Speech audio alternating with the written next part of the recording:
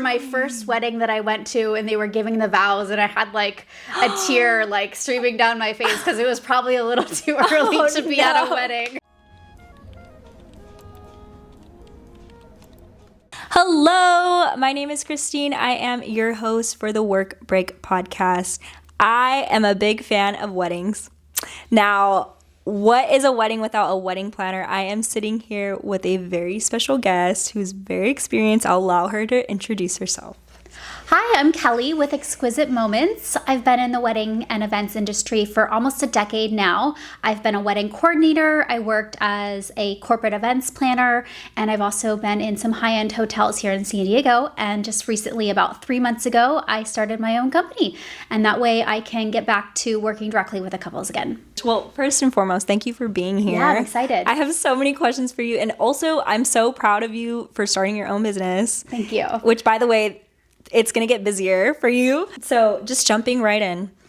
What would you say is like a typical day on the job for you? What does that look like? I would say there's kind of two typical days. Like the days in the office are going to be mainly on emails, reaching out to vendors, client calls, lots of consultations when I'm meeting with new prospective couples.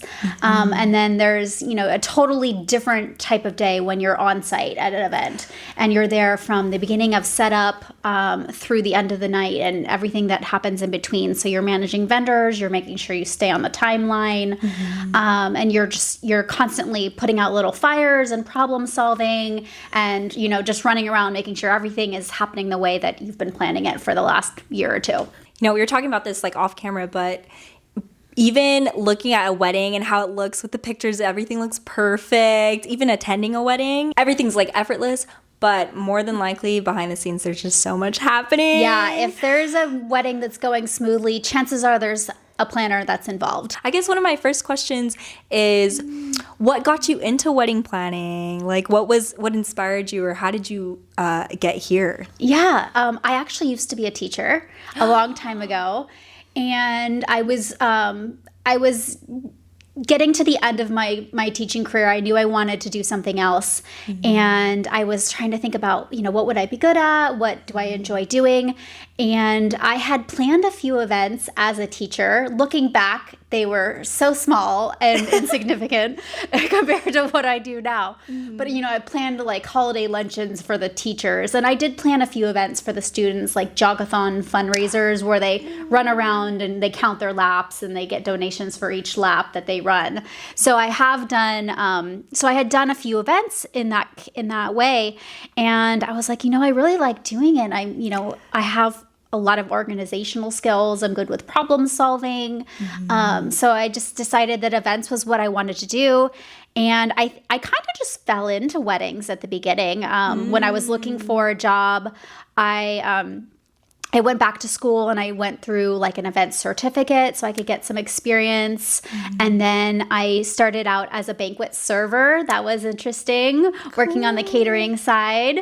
And then I met somebody that happened to be hiring for a wedding coordinator, and I interviewed and surprisingly to me, she was willing to give me a chance. I was coming in as a former teacher, and I didn't necessarily have a ton of events experience, just a little bit. And, I was working with the catering company and whatnot. But I was so excited that she gave me a chance, and I worked as her assistant and as one of her wedding coordinators. Since you have experience on the catering side and on the teaching side in a different degree, how would you say those like jobs apply to your current position now? Like how have they helped you? Yeah, I think being a teacher, I've always had a ton of patience, so I think that really helps me.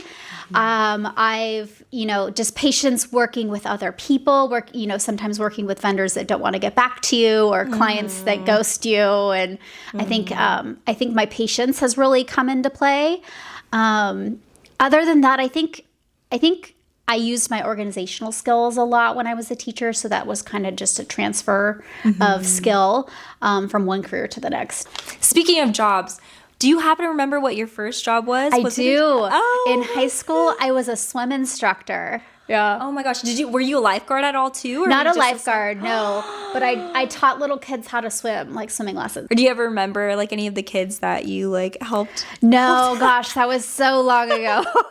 Do you still swim? Like I do, yeah. Actually, I was on the swim team in high school. That was kind of how I got into it. that's another like set of skills that I have so much respect for, like swim athletes, because you have to use your whole body. Yeah. How would you describe your current job in 3 words? I would say organization, details, and problem solving. It's beautiful that you're able to take the skills of problem solving and like organization from your teacher job and be able to apply it to what you do now, because there's so much of that within your industry, and that's another job that also has a lot that goes into it. Yeah. So has being a wedding planner yourself or wedding coordinator, has it changed the way that you perceive marriage at all, or like weddings in general? Has it shifted the way that you think of them, like attending them? I love attending weddings and events because I go into planner mode. Like I start looking at everything. I was like, oh, that was $650 a charger plate, and that those linens were $50 each. And what did they spend on the DJ? And I start like thinking about how much things cost and like how much work went into planning the events. Right. So I think I have a greater respect when I go to events now. I appreciate all the effort that went into planning it. Okay, so I know with being in the wedding industry, I'm sure that you've encountered a lot of different types of people, a lot of different clients. So have you ever been dealt with a difficult client? And if so, I think I know the answer, but if so, how do you kind of combat or go through helping that client out? You know, I don't think there's anybody in my industry that hasn't had a difficult client. I think they come through all the time. The difficult client I'm remembering was actually when I was at a hotel working as a catering manager, and she was one of my brides, and working at a venue such as where I was at a 5-star venue, and we had tons of rules and policies about what you can and cannot do at the venue for your event. And she just kept asking me to do all these things that I knew that they weren't allowed. Like, for instance, she wanted to do this special celebratory toast in honor of the groom's brother who had passed away, which I love the concept, but we don't allow shots. So I knew that wasn't going to go over very well. She kept asking me to do all these things that I knew the answers were no, and I kept, I would go to my boss anyway and present it to them, and thinking maybe she'll say yes to something because I'm asking her for, this is the 5th time I'm coming to her to ask for something special. But we were able to work out the toast. What we did was they wanted a really nice scotch. And what we did was we poured it over this like a 2x2 inch ice cube. So it wasn't technically a shot. It was more like a sipper, I guess. And that's kind of how we got around our no shot rule. And I think they were happy with it. But the challenge was I kept having to say no to her. And that's really hard to do, is when you constantly have to tell somebody no, and then they get really frustrated, and then they're mad at you. And even though it's not me saying no, it's the heads up at the head people at my company saying no, right? Just because we have certain ways that we do things. So that was really challenging. I learned kind of one way that I learned to combat it a little bit was ChatGPT became my best friend when I was writing emails. I was not expecting to hear ChatGPT. Yes. So I would draft an email, and then I put it into ChatGPT, and I'd say, can you, I said, rewrite this with a softer tone, and it would just come back sounding so much better. And I honestly felt a difference. As soon as I started using ChatGPT to write some of those difficult emails, I noticed a difference. I felt like I was coming across better. They were taking it better. Do you have any methods for yourself personally to decompress, to be able to separate yourself from work versus home? Or? Yeah, I read a lot. I'm Which is funny because when I was younger, I wasn't a big reader. I hated reading. Really? And now as an adult, I read all the time. I read just, kind of like women's literature, fun beach reads. And they help kind of get your mind off of your everyday life and your job. And then the book is about weddings. Can you imagine? I have read a few. Like, I like reading the ones that are about like a wedding planner or a wedding. Are you personally married yourself? I am not. I'm divorced. Okay, so what's funny is I got divorced like right before I started working in weddings. That is and so I remember interesting. my first wedding that I went to, and they were giving the vows, and I had like a tear like streaming down my face because it was probably a little too early to be at a wedding. Has it been healing in a way, like going through? Yeah, I love working with couples and seeing their vision come to life. So I think I just kind of focus on that, and I know it's a great thing to be a part of somebody's love. I'm also not married, but if I'm ever married, I know who to call. Let's say a client comes to you. What recommendations do you have for them to do to prepare in order to get their wedding ready before they come to you? Like, what helps you as a wedding planner? Yeah, most couples, by the time they come to me, they have their venue and they're for their date. That's probably most important. Some people wait to, just a couple months out when they're in the thick of the planning and they realize they need help and that they're going to need somebody to manage the event on the day of the wedding, and then they come to me. But a lot of my couples I talk to like a year out and they're just getting started. So mainly I would say having your venue and your date, because you need that date before you can really hire any other vendor. Right. Because they want to be able to put a date down in their calendar and they make sure they're available. So that would be the big thing, is having your venue. Do you have any favorite moments that stick out to you where you're like, that was such a great wedding, or that was a great moment working with this client?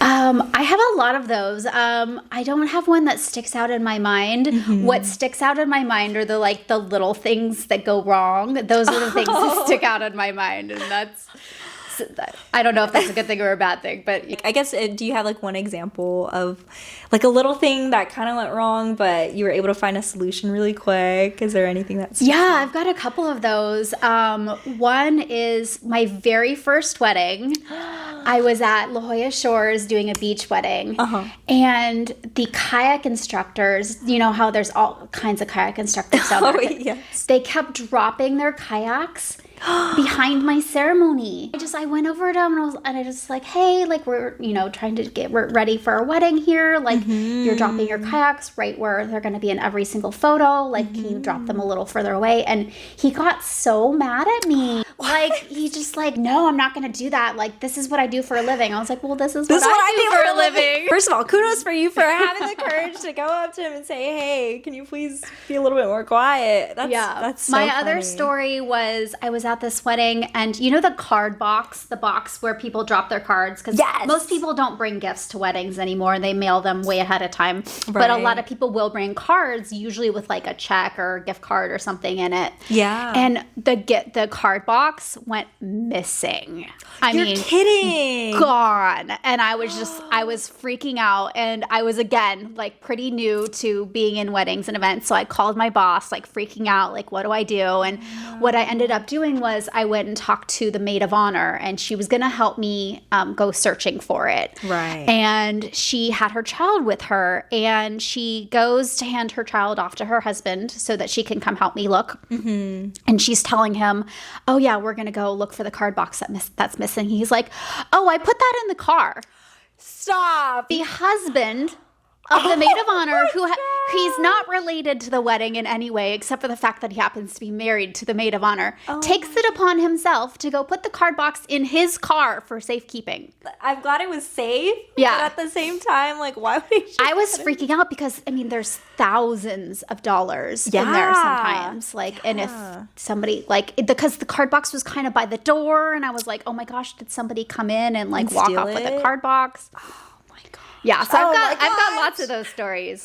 Mini heart attack. Yeah. Oh, again, another reason for why I have so much respect, because it's not like you woke up that day and was like, today the card box is going to be stolen. Yeah, you never know what's going to happen. And then it's just, you just kind of, well, that's why you need to have good problem solving skills. You need to be able to stay calm and stay patient and be able to kind of just work through the problems. I love your website, by the way. Thank you. Please check out her website because it's very informative. I love how organized it looks. But I walk me through your process. I saw that there's like 6 steps. There's the consultation. Yeah. So the first step with me would be booking a consultation, and that's a free consultation over Zoom. And we just kind of go over the packages. I talk about what they're looking for, what they need help with, where are they in the planning process. You know, are they good with just help at the end, meaning a wedding coordinator package would be right for them, or do they want help with the planning and therefore they need a planning package? So that's a big thing that we kind of go over. Most couples don't even know the difference between a planner and a coordinator. So I usually start there.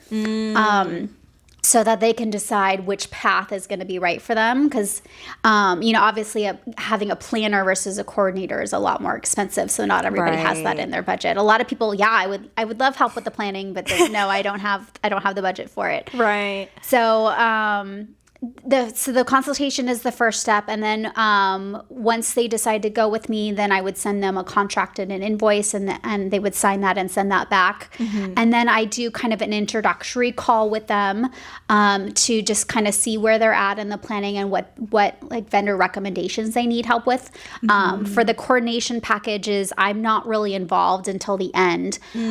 So in the beginning, I just am giving recommendations. So I want to chat with them and see who have they hired, who's left to hire, what's your budget, so I can kind of tailor some of my recommendations. And then at some point during the planning process, we'll do a venue walkthrough. That's where I meet with them at the venue. It's really good for me to be able to see the venue before the actual weekend of the wedding and do a walkthrough, and that helps me when I go to put together the floor plan, and just have a better understanding of how, like, where they want things and how the day is going to flow.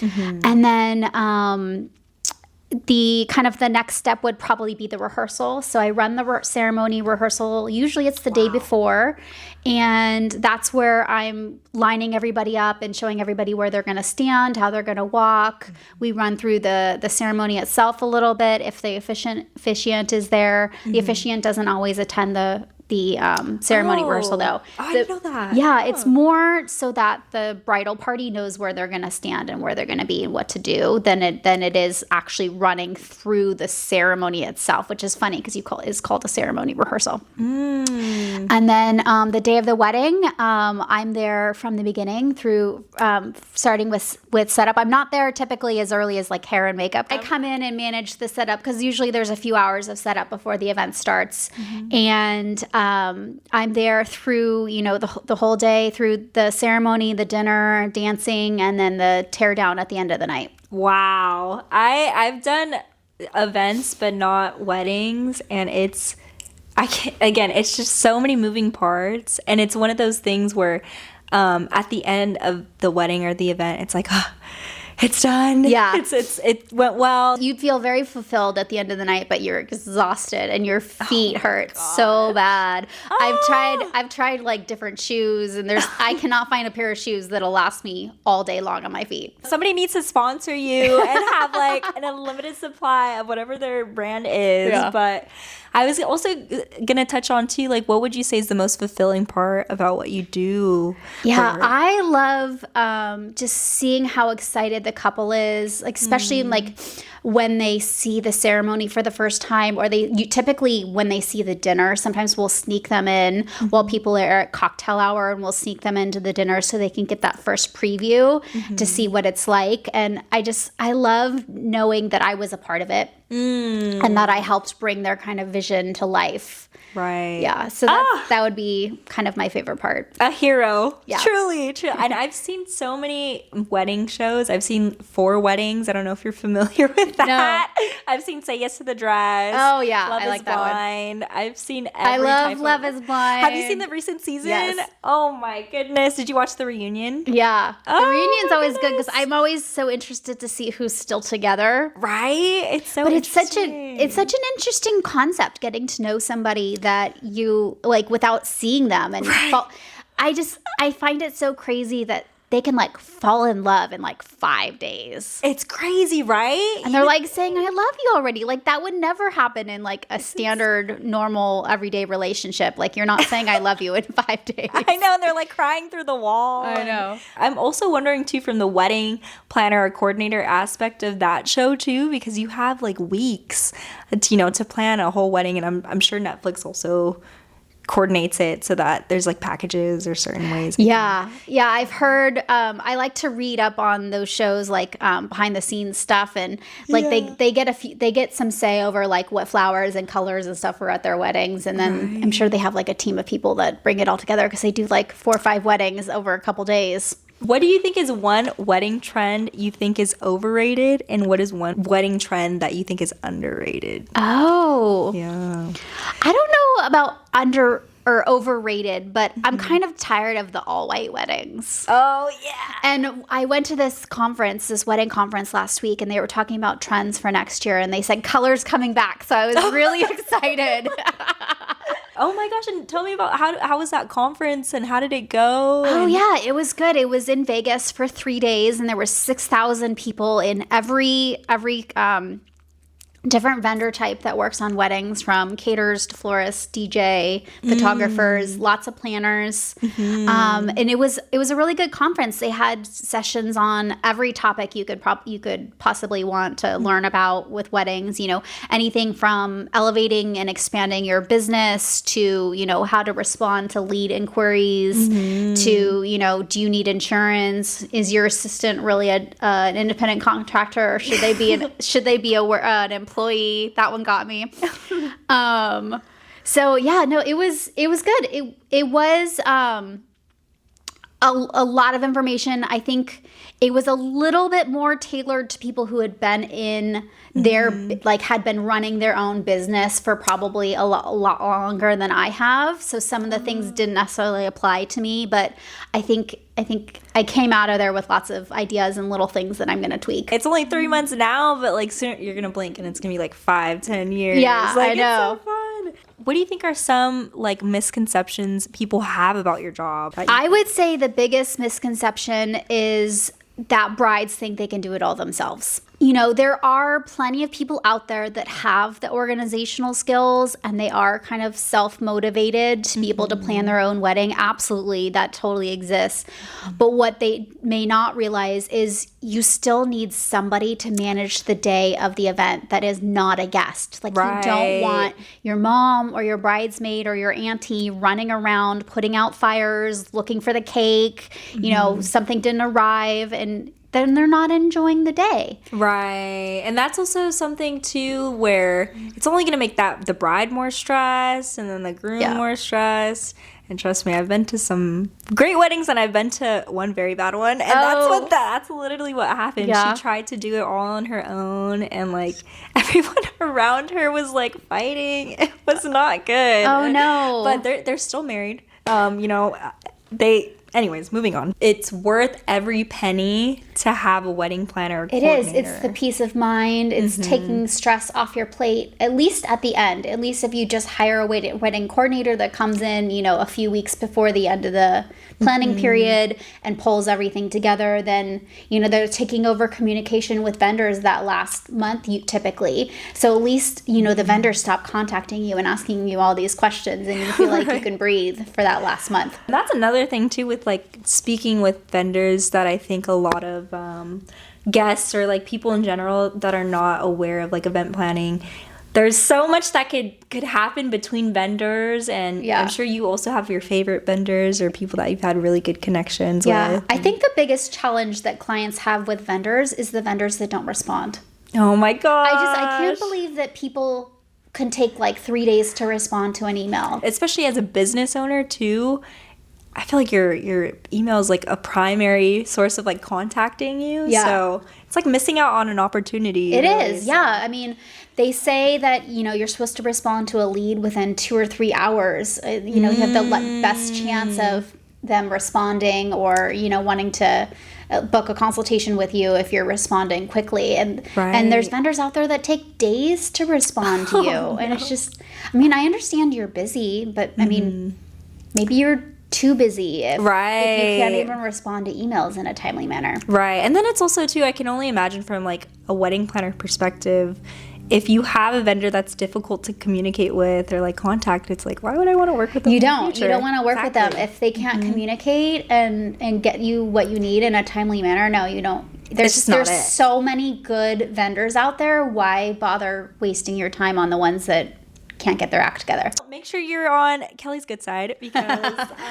she's great. What advice do you have for your younger self? Do you have any advice for young Kelly?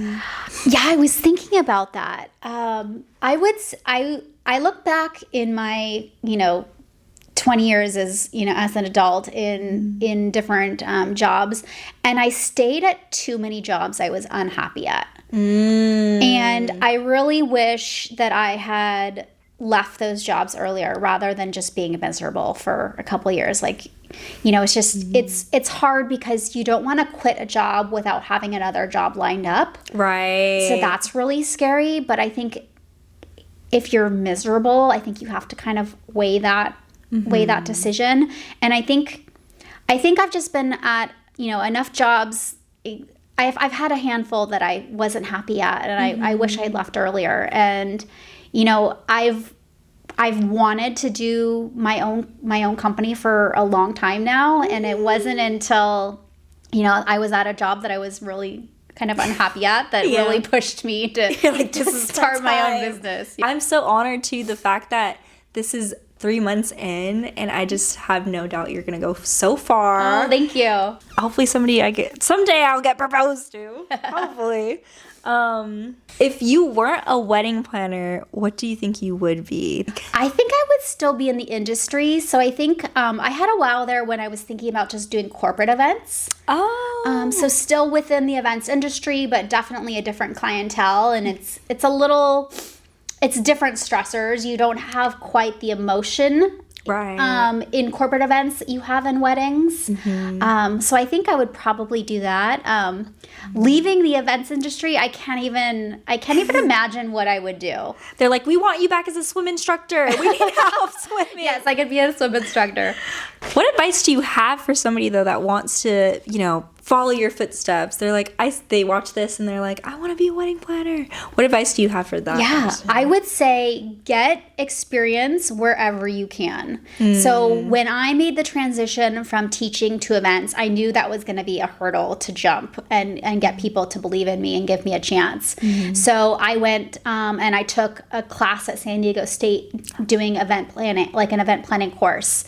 And like I said, I started working for a caterer, and I planned an event for an event association. I would just recommend getting any kind of position you can within the industry, whether it's a banquet server, a wedding assistant, whatever you can do.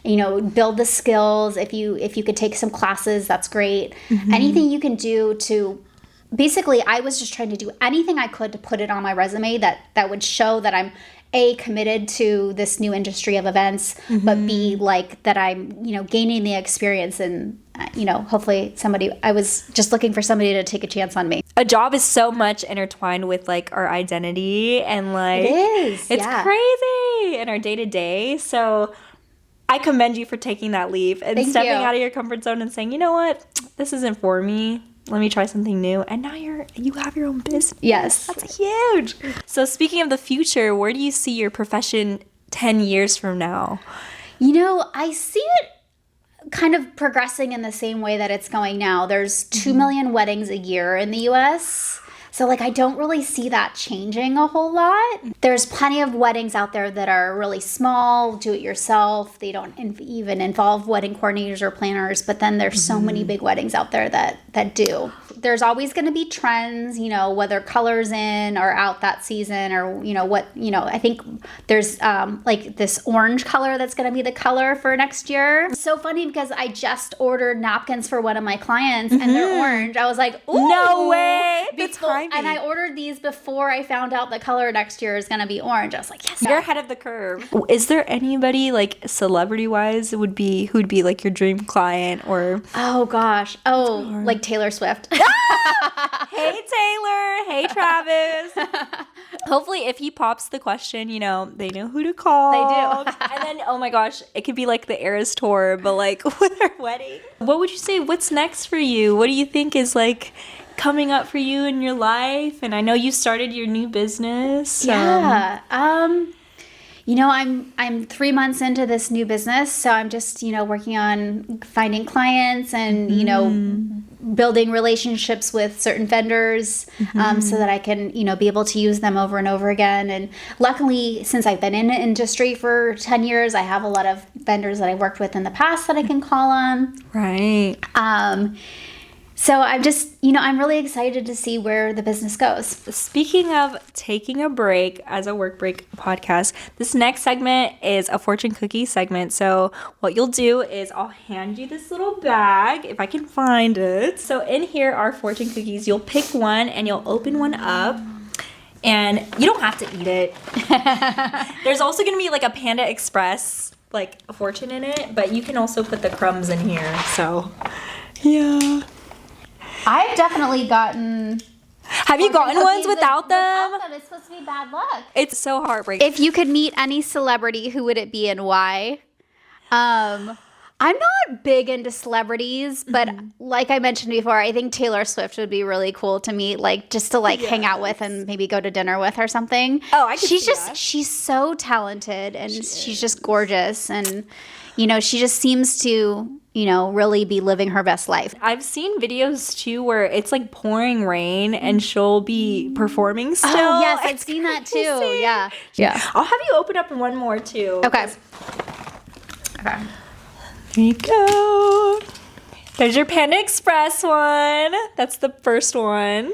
Your golden years will be happy and fulfilling. Wow. Oh, I'll take that. I don't think I'm quite to golden years yet. But, Right.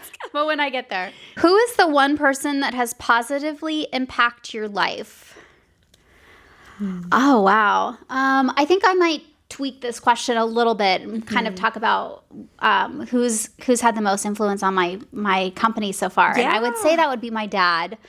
He really pushed me to start my own company. He saw how unhappy I was at my last job and knew that, you know, I've been thinking about doing this for a long time, wanting to start my own company. And he's started multiple companies himself in the past. So he's been just this wealth of knowledge, you know, helping me through setting up my LLC to, you know, finding the right insurance to, you know, getting the right marketing in place for my company. And what's nice is he just has so much information to give, and he's really been a supporter. He checks in with me every few days, like anything new. Have you booked any clients? How are things going? So he's really, you know, being motivating too. And I'm sure your dad is so proud of you for taking the step. I think he is, yeah. Thank you so much, Kelly. I am going to pass it over to you. Tell all the people out there, potential clients out there, how they can reach you, what your social media platforms are, what your website is. So my website is Exquisite Moments SD, as in San Diego.com. And my Instagram is the same, Exquisite Moments SD. So there's 2 S's because moments is plural. And then the best place to find me would be my website, or if you want to kind of see what I've been doing lately, would be my Instagram. Well, you better get Kelly now, because she's going to be booked and busy, and she'll be probably like 5 years down the line unavailable. So thank you so much for coming. Yeah. I'll probably check in with you once I get married. And, Definitely. But thank you for coming. Yeah, thank you for having me. Well, if you want to watch more episodes, feel free to check my YouTube channel. Check the next episode. Click the links down below and feel free to check out Kelly, the one and only. Goodbye. Bye. Thank you.